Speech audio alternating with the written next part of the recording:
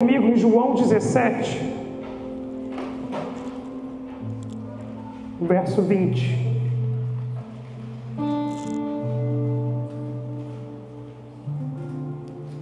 João 17, verso 20. Diz assim a palavra do Senhor: Não peço somente por estes, mas também por aqueles que vierem a crer em mim por meio da palavra que eles falarem, a fim de que todos sejam um, e como tu, ó Pai, estás em mim, e eu em ti, também eles estejam em nós, para que o mundo creia que tu me enviastes. Eu lhes transmiti a glória que me destes, para que sejam um, como nós o somos.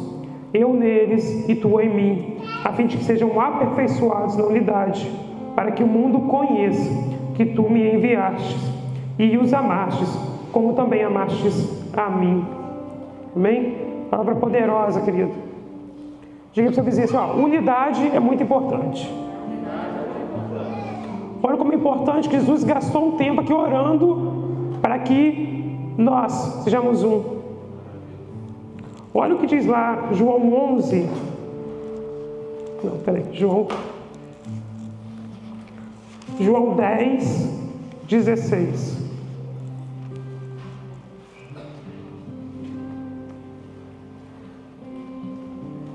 Diz assim, ainda tenho outras ovelhas, não deixe aprisco.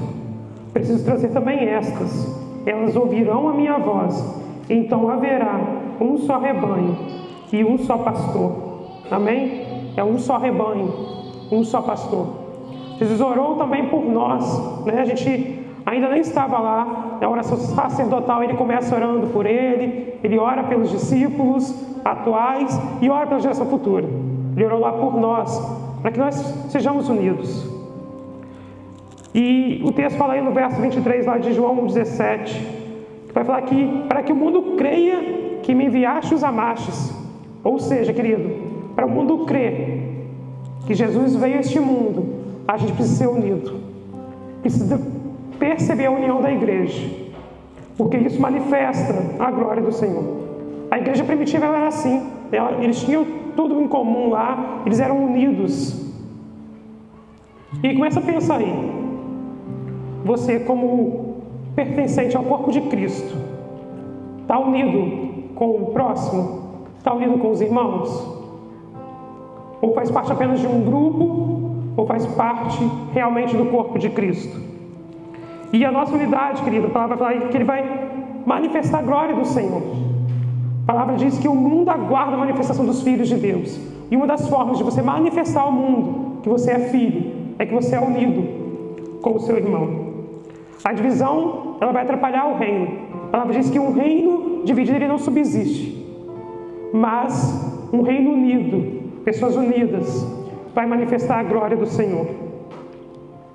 E aí a igreja primitiva estava lá em unidade e foi se expandindo através da perseguição.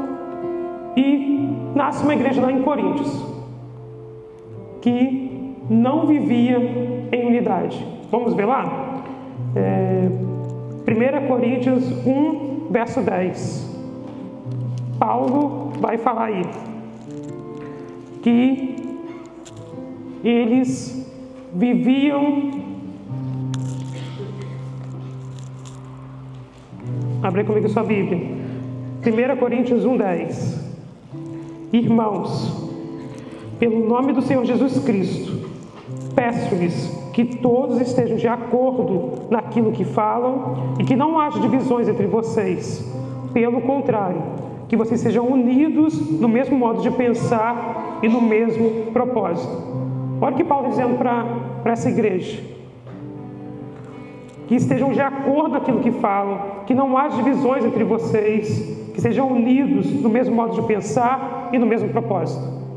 De igual modo, queridos, a gente precisa estar unidos uns com os outros, no mesmo modo de pensar, de falar, com o mesmo propósito. Avança um pouquinho algumas páginas e vamos para 1 Coríntios 3, o verso 3. 1 Coríntios 3, verso 3. Olha o que Paulo vai falar.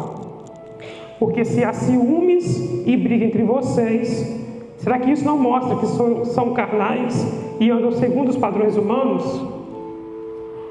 Quando alguém diz eu sou de Paulo e outro diz eu sou de Apolo, não é evidente que vocês andam segundo padrões humanos? Uma pausa aí. Essa igreja estava vivendo de acordo com o padrão humano. Porque havia ciúmes, brigas. Alguma vez você vai falar aí que tinha inveja entre os irmãos lá. Existia um grupinho de Paulo, um grupinho de Apolo. E aí continua o texto dizendo aí, ó. Quem é Apolo e quem é Paulo? São servos por meio de quem vocês creram. E isso conforme o Senhor concedeu a cada um. Eu plantei, Apolo regou, mas o crescimento veio de Deus. De modo que nem o que planta é alguma coisa, nem o que rega, mas Deus que dá o crescimento. Ora, o que planta e o que rega são um, e cada um receberá a sua recompensa de acordo com o seu próprio trabalho, porque nós somos cooperadores de Deus, e vocês são lavoura de Deus e edifício de Deus. Olha o que Paulo vai dizer, olha, se vocês têm ciúmes, brigas, estão vivendo padrões humanos. Se tem inveja, tudo isso é obra da carne. E isso revela que aquela igreja, se você for ver o texto inicial aí, era uma igreja carnal. Porque tinha briga, tinha divisão, tinha lá o pessoal que apoiava Paulo, o pessoal que apoiava Apolo. Tudo isso era crentes carnais. E aí? Estamos seguindo os padrões de Deus, da unidade, ou, igual o pessoal de Coríntios aí, seguindo padrões humanos? Somos carnais ou espirituais? E o crente carnal fala da falta de maturidade, é aquela pessoa que não está madura ainda. Então, quando eu não sou maduro o suficiente, eu me importo muito comigo, né? Dizem que tem uma fase da criança que a criança quer tudo para ela, né? Me dá, não quer compartilhar, não quer, só pensa nela. E aí, isso revela a carnalidade ali daquelas pessoas. E se eu vivo uma vida em desunião com o meu irmão, eu reflito isso também. Sou crente imaturo, sou crente carnal. E aí, eu vivo nesse padrão humano de interesse. Nesse padrão humano que importa a minha vontade, os meus desejos, os meus anseios. E aí, se aquele irmão ali vai me beneficiar em algo, talvez até resolva ser um com ele. Uma união com base de interesse. Não é a unidade que o Senhor tem para nós. O Senhor quer que sejamos um. Mas assim como Cristo e o Pai é. E assim vamos refletir a glória do Senhor. Então pensa aí. Será que eu estou nos padrões humanos? Pensando apenas nas minhas vontades, nos meus anseios? Ou estou refletindo os padrões de Deus? Vivendo aquilo que Deus tem de fato para mim? E olha o que diz o verso 8 aí, olha. Ora, o que planta e o que rega são um.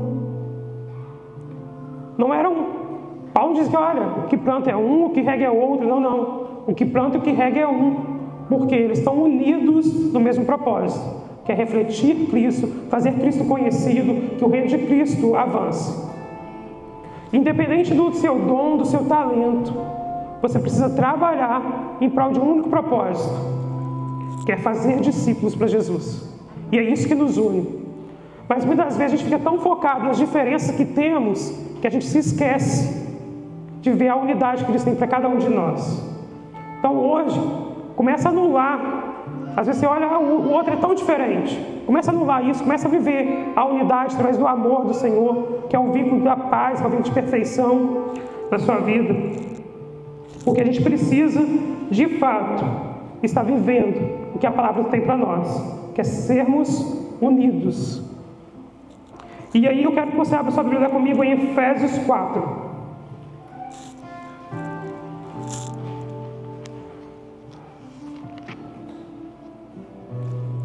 Vamos refletir, queridos, a glória do Senhor, à medida que a gente for unidos. uns com os outros. Efésios 4.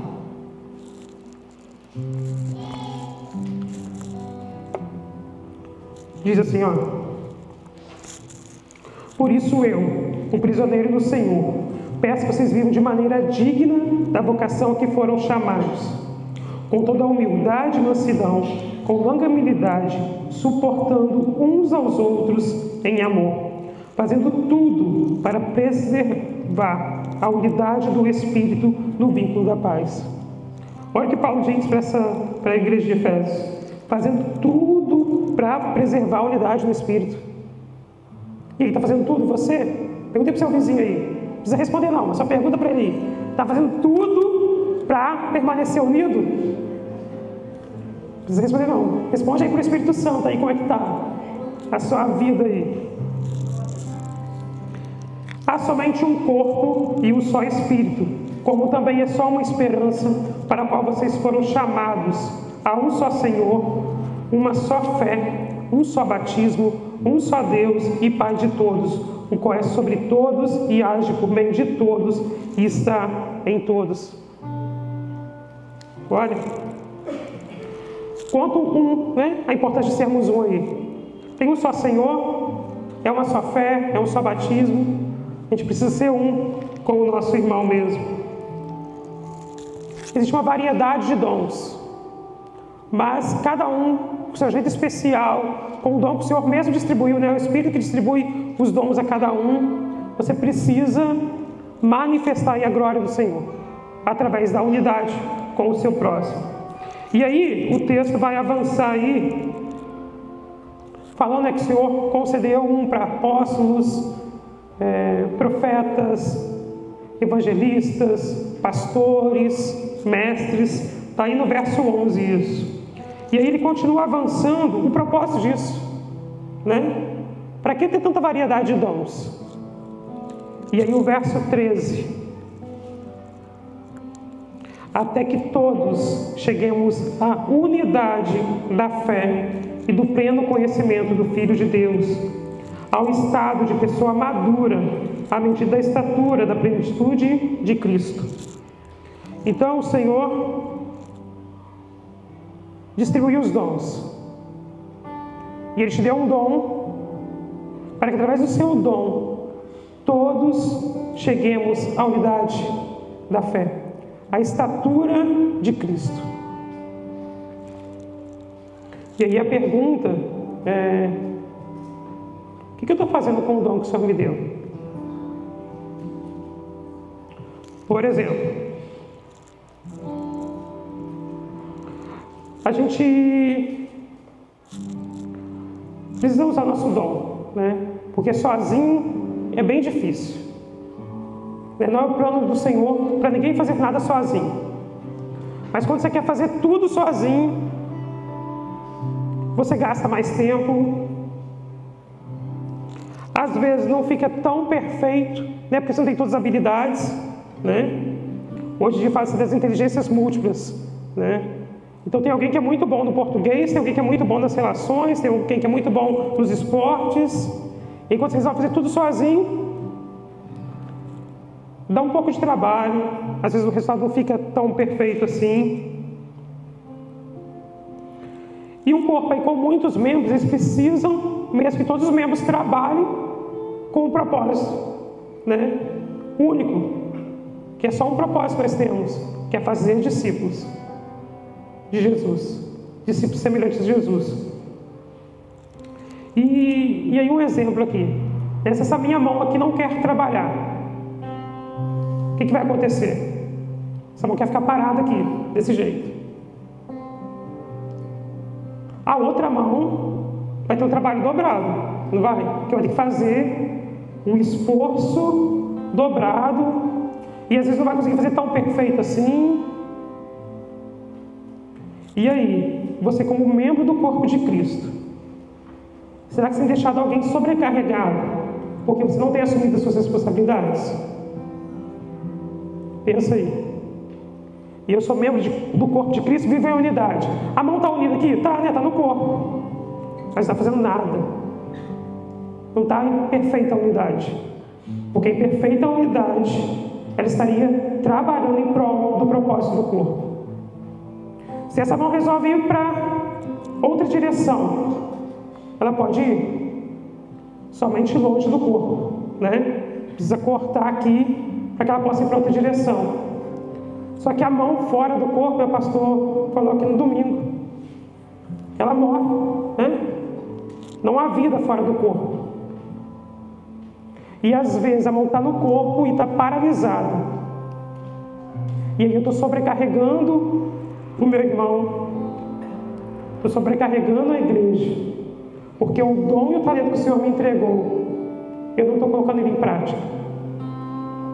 Então pensa aí, querido, estou vivendo de fato a unidade que Cristo tem para a igreja?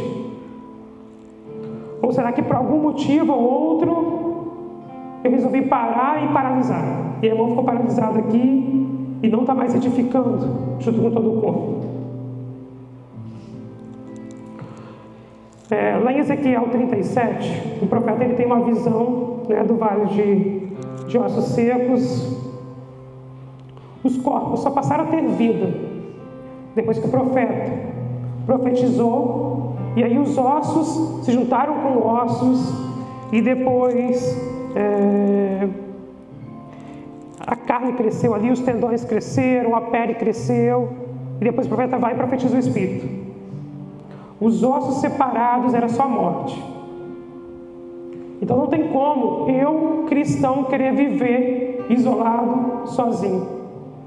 Porque fazendo isso, ou eu preciso sair do corpo e aí eu vou morrer, ou eu fico prejudicando o corpo, porque é mais um peso para o corpo carregar.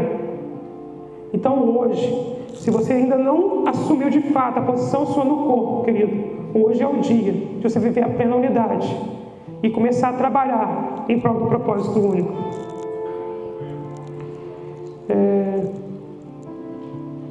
E aí, às vezes, querido, essa mão quer parar, essa mão também quer parar, e aí vai prejudicar o quê? Um pé vai ter que fazer o serviço todo, né? Um outro corpo vai ter que fazer, o braço vai ter que fazer, e aí só vai dificultando cada vez mais, né? Então você assuma aí o seu papel, porque Cristo te chamou, Cristo te deu dons e talentos, e te aperfeiçoou para você viver em unidade com o corpo.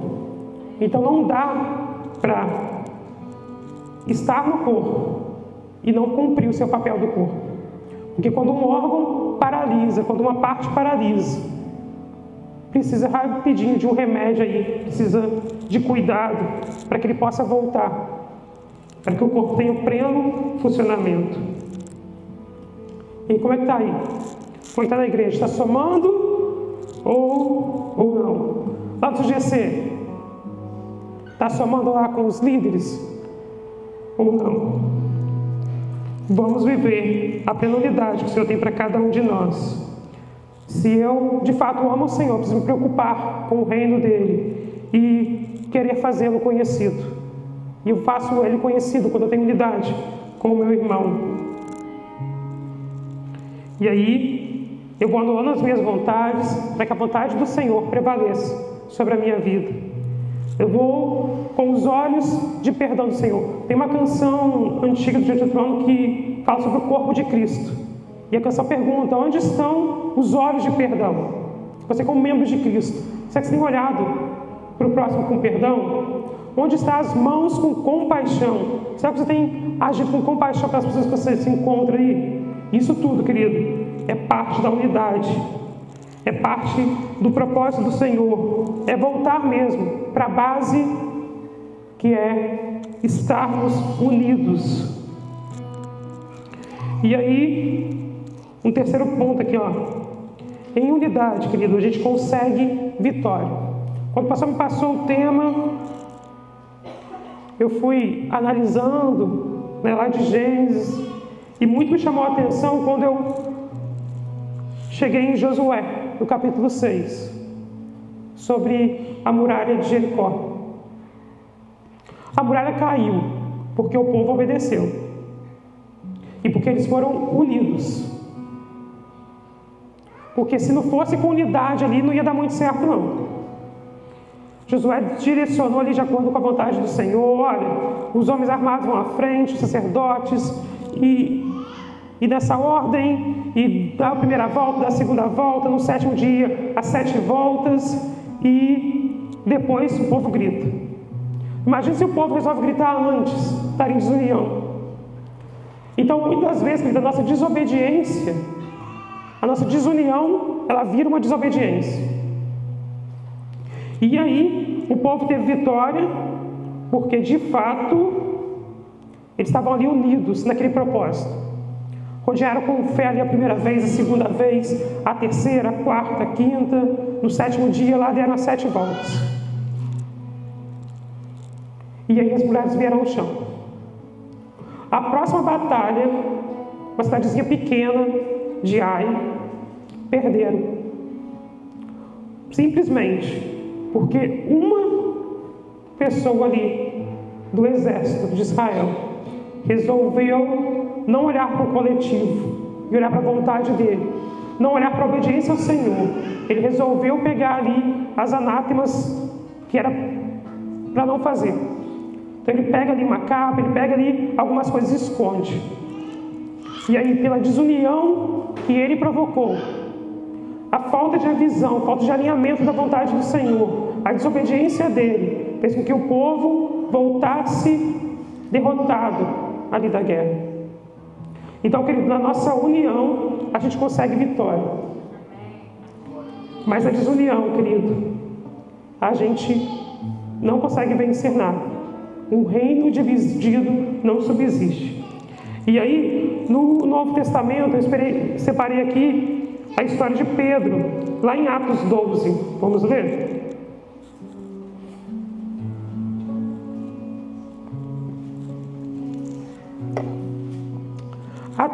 Atos 12, verso 5.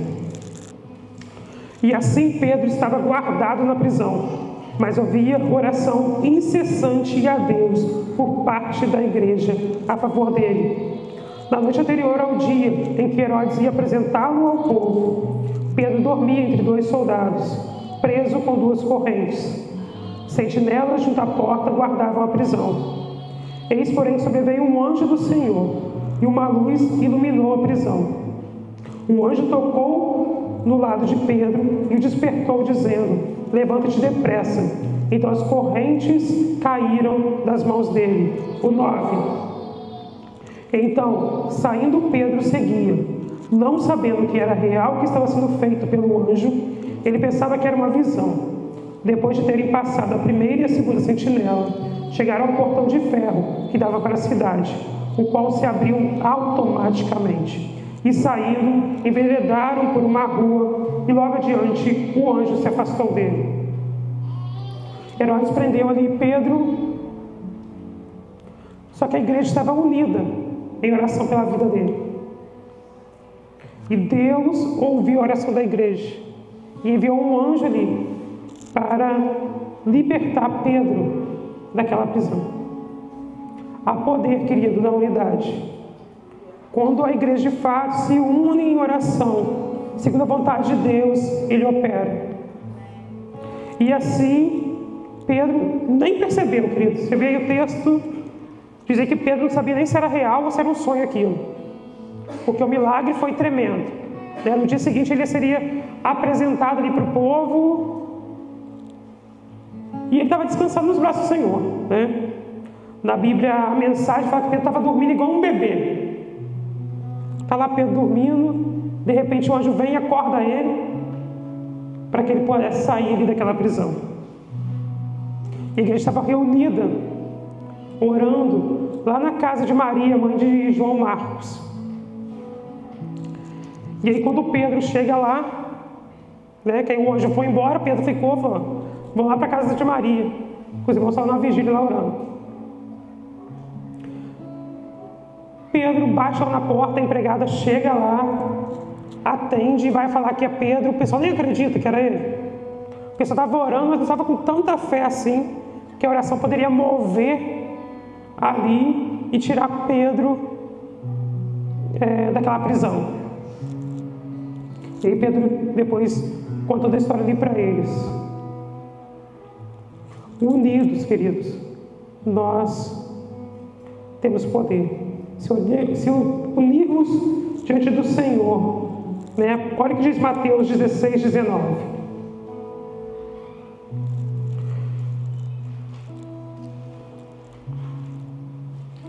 Eu lhes darei as chaves do reino dos céus.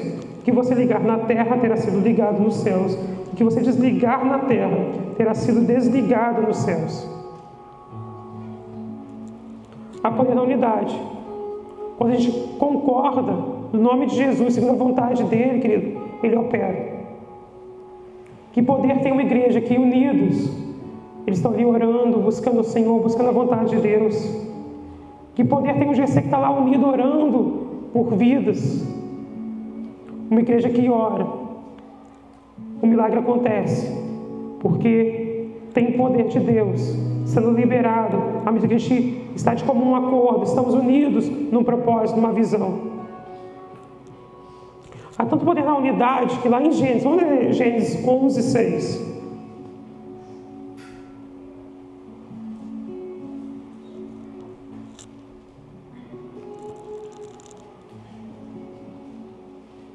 Diz assim o texto: E o Senhor disse: Eis que o povo é um, e todos têm a mesma língua. Isso é apenas o começo. Agora não haverá restrição para tudo o que planejam fazer. Olha que forte esse texto. Diz que o povo é um e não vai ter limite. Não terá restrição. Porque tudo que eles planejavam fazer com a unidade, eles conseguiriam. Quando a unidade, querido, há poder do céu sendo manifesto. E um rebanho, ele é mais forte que uma ovelha sozinho. Muitas vezes a gente quer viver a nossa vida sem se preocupar com o outro e a gente se isola. Mas dizem, né, que a ovelha sozinha, o inimigo consegue tragar mais fácil. Agora, quando tem um rebanho juntos, existe proteção, existe cuidado, existe livramento. Quantos e quantos benefícios tem na unidade? A gente precisa voltar correndo para essa base de eu me preocupar com o outro, de eu suportar o irmão que é mais fraco na fé, de eu querer servir com excelência para não sobrecarregar o corpo de Cristo. E aí, reflete aí. A importância de sermos um. Falei aqui sobre divisão e partidarismo. Será que está no seu coração ainda? Ah, eu gosto mais do fulano de tal. E às vezes tem preferência. Mas será que esse gostar meu provoca divisão no corpo de Cristo? Com o partidarismo? Será que as minhas ações refletem um padrão humano de inveja, de ciúme, de divisão? Ou me preocupo com a unidade? Se chega, né, um irmão para falar do outro irmão, eu tomo partido ali ou eu tento unir? Eu incendeio e falo mais, eu sou um pacificador e tento trazer a unidade e eles olharem com outra ótica aquela situação ali. A igreja de Coríntios estava lá, com inveja, com ciúme, refletindo padrões humanos. Uma igreja poderosa, manifestava os dons lá. Eles tinham excelência de dons e vários dons eram manifestos lá na igreja de Coríntios. Se você for ler a epístola, você vai ver isso. Mas tinha um problema sério de carnalidade lá. Os crentes olhavam apenas para si, não eram maduros o suficientes ainda. Isso trazia problemas sérios para a igreja. Será como o corpo de Cristo? Eu tenho cumprido meu papel no corpo? Ou eu tenho deixado para o outro fazer aquilo que era a minha parte de fazer? E eu sobrecarrego o meu irmão. E se eu deixo o meu irmão sobrecarregado, será que eu estou amando de fato?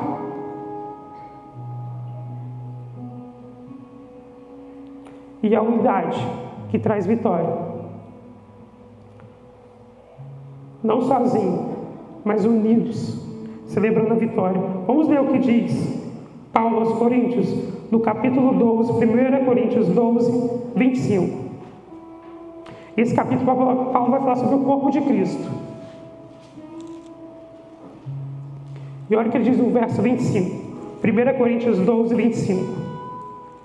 Para que não haja divisão no corpo, mas que os membros cooperem com igual cuidado em favor uns dos outros.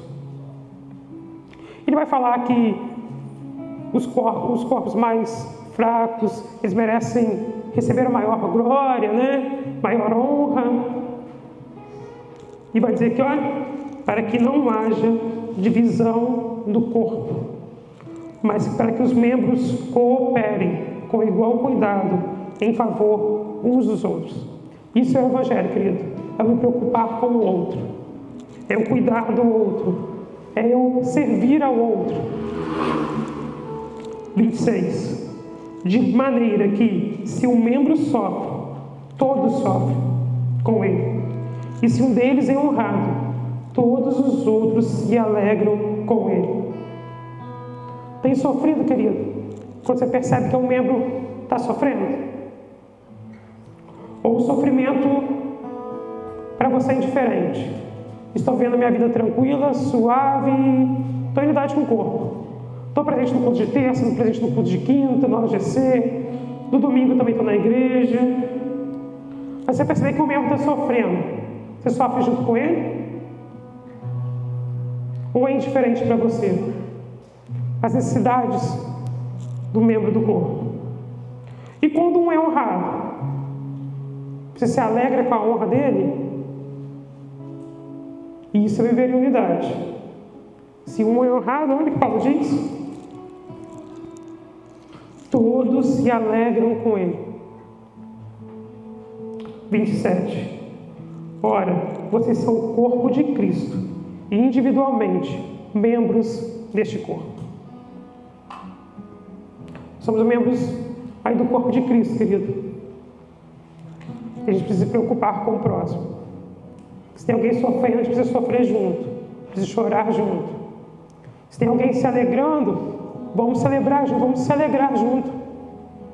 É tão bom uma igreja unida que celebra a vitória, a conquista de cada um.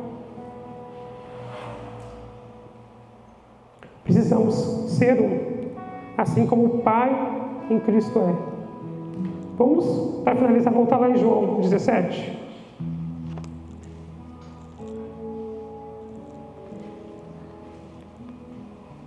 O Senhor morreu para que hoje nós possamos estarmos unidos. E o verso 20 vai falar: a fim de que todos sejam um. E como tu, ó Pai, estás em mim e eu em ti, também eles estejam em nós, para que o mundo creia que tu me enviaste. Às vezes, nós estamos sendo tão relevantes para o mundo, porque falta unidade. Porque a palavra diz aqui, ó, à medida que a gente for um, o Senhor vai enviar a glória dele a nós. E o mundo vai crer que de fato Jesus foi enviado. Talvez a falta de relevância da igreja contemporânea é não refletir a unidade que Cristo tem para nós. Vivemos parecido com Coríntios. Cada um com seu time. Nas redes sociais, então, não sei se você já viu, né? Tem lá o time A, o time B, e aí tem guerras e competições, e cada comentário ali que não glorificam o Pai. E que vergonha para o Evangelho. Que você não seja um instrumento do Senhor para vergonha, mas seja um instrumento para a glória. Você se preocupe mesmo em trabalhar em prol de um único propósito. A gente viu que é a única visão, é o único Deus, o único batismo, o único propósito. Fazer Cristo conhecido. E que vidas se rendam a Ele. E que o reino do Senhor cresça através da nossa unidade. Então pensa aí, querido. Como você chegou hoje aqui?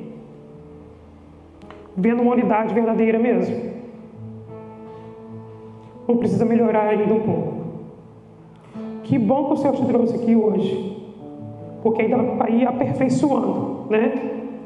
Tem os apóstolos, os profetas, os evangelistas, os mestres, os pastores, para aperfeiçoar, até que todos cheguemos à unidade perfeita.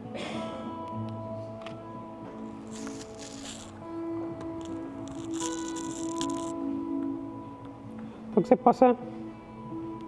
possa refletir aí, querido. E que mais que refletir, né? Eu sempre gosto de falar, que eu gosto muito de Tiago, que você não seja apenas ouvinte, mas praticante da palavra. Se você percebeu que, olha, eu sou meio partidário, eu gosto ali, às vezes, de uma divisão ali, não é vontade de ser para você, não. E aí você pode voltar e viver realmente a plena vontade do Senhor para a sua vida. E olha, percebi ali que eu não estou trabalhando de acordo com o dom que o Senhor me deu. Então eu preciso retomar isso aí e me posicionar no corpo de Cristo. Porque se o Senhor te salvou, se o Senhor te deu um dom, um talento, certamente não é para você ficar parado, não, é para você colocar em prol do reino. Então chega junto lá no seu GC, soma com a igreja, né? Tem várias e várias áreas aí precisando do seu trabalho. E se você quer viver mesmo a plena unidade do Senhor, não dá para ficar paralisado no corpo, não. Tem que colocar a mão na arada e trabalhar. E viver a unidade. Como é bom quando os irmãos estão unidos em oração e que Deus responde, a gente vê milagres, prodígios acontecendo. Há poder quando a igreja se reúne e vive em unidade. Somos membros de um corpo. Se o irmão sofre em unidade, sofremos junto, né? Já teve aí uma dorzinha lá, ou bateu o dedinho do pé, o corpo inteiro sofre, né? Você corta um dedinho, o corpo inteiro sofre. Se o membro sofre, todo sofre. Se o membro chora, todo chora. Se o membro é honrado, em unidade, todos celebram essa honra desse membro, porque isso é a vontade do Senhor. Que possamos ser um, assim como Cristo e Pai é um. Amém?